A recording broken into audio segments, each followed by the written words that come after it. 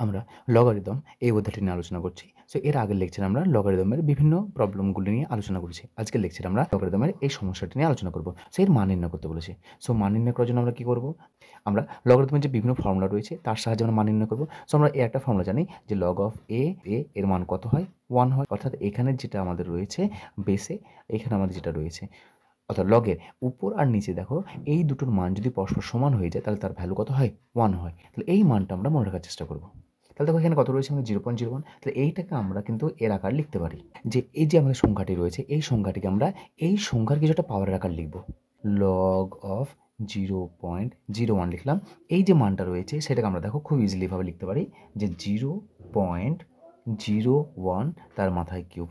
দেখো তুমি এটাকে কিউব করো, একে ভাঙো, 3-এর আকারে পাওয়ার 3টে গুণ করো, অর্থাৎ 0.01 গণিত 0.01 গণিত 0.01 এই 3টে গুণ করে দেখো অবশ্যই আমরা 0.123451 এই মানটা পাবো।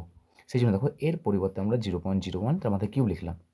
তাহলে এটা যদি হয়, পরবর্তী আমরা একটা ফর্মুলা জানি দেখো যে log of m to the power c, অর্থাৎ কোনো একটা লগ যার মান দেওয়া আছে তার পাওয়ার যদি কোনো একটা সংখ্যা থাকে সেই সংখ্যাটা আমাদের লগের প্রপার্টি অনুযায়ী কী হয়? লগের ধর্ম অনুযায়ী এই c মানটা সামনে চলে আসে, অর্থাৎ c লগ অফ m এটা চলে আসে। তাহলে দেখো এখানে পাওয়ার রয়েছে 3টা সামনে চলে আসবে। তাহলে কত হবে আমাদের? 3 লগ অফ 0.01 0.01। আবার আমরা ফর্মুলা জানি যে লগ অফ এ এর ভ্যালু কত হয়? 1। যখন আমরা লগারিদমের যে মানগুলো নির্ণয় করব, লগারিদমের মান নির্ণয় করার জন্য লগের যে বেসিক ফর্মুলাগুলো রয়েছে বা যে প্রাথমিক সূত্রগুলো রয়েছে সেটা কিন্তু অবশ্যই লাগবে আমাদের, নচেত আমরা এই ধরনের প্রবলেমগুলোকে সমাধান করতে পারবো না। তো দেখো এটা একটা ফর্মুলা রয়েছে, লগ অফ এ বেস এ কত হয়? 1 হয়। তাহলে দেখো এখানে যা আছে এখানেও তাই আছে, দুটো ইকুয়াল হয়ে গেছে। তাহলে ভ্যালু কত হবে? 3 multiplied by 1 is equals to 3। তাহলে এই যে মানটা দেওয়া ছিল সেই মানটা কত পেলাম আমরা? 3 পেলাম। এবার যদি মনে হয় যে স্যার এই জিনিসটা আমাদের 0.01 তার কিউব, এটা বুঝতে পারলাম না, তাহলে দশমিকটাকে উঠিয়ে দাও, দশমিককে উঠিয়ে দিয়ে নর্মালভাবে কাজ করার চেষ্টা করো। তাহলে দেখো এটা একটা পদ্ধতি হলো। এটাকে আমরা পদ্ধতি কিছু না, এই যে সংখ্যাটি রয়েছে সেই সংখ্যাটিকে আমরা অন্যভাবে করার চেষ্টা করছি যাতে বুঝতে সুবিধা হয়। কীরকমভাবে? তো বুঝলাম কী করে 0.01 তার কিউবের আকারে এলো। তাহলে দেখো এটা লিখে নাও এভাবে যে লগ অফ 0.01, এটা 0.5 আছে, 1 2 3 4 5 1। তাহলে দেখো এটা ভাঙছি যে লগ অফ, আচ্ছা দেখো এই 0.01কে 0.01 এর কত লিখতে পারবো বলো তো? এটা লিখতে পারছি আমরা যে 0.1 ডিভাইড বাই দশমিকের পরে যে সংখ্যাগুলি আছে সেগুলো বসিয়ে দিলাম, তারপরে দশমিকের পর দুটো সংখ্যা আছে 10 করে দিলাম, তার মানে 100 হয়ে গেল। তার মানে এটা কত আছে আমাদের? 1/100 আছে। দেখো এই সংখ্যাটি লিখবো, তাহলে এটা থাকলো 1/100, মানে এর পরিবর্তে এটা কত আছে? 1/100 এটা লিখলাম। এবার যেটা দেওয়া আছে এটা লিখো, এটা কত আছে আমাদের? এটা দেওয়া আছে আমাদের 0.123451।